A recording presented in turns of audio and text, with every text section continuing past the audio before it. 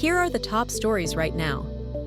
The Trump administration is laying off all probationary federal employees, impacting hundreds of thousands. Agencies have also been warned about larger cuts coming soon, even affecting personnel office workers. The study released shows bird flu has unknowingly infected some veterinarians. Unlike previous cases, none of the infected veterinarians recalled having symptoms, raising concerns about silent infections. A recent poll indicates that most Americans still celebrate Valentine's Day joyfully.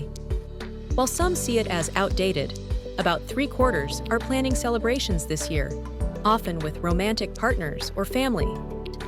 And check back here for news, weather, channels, and more.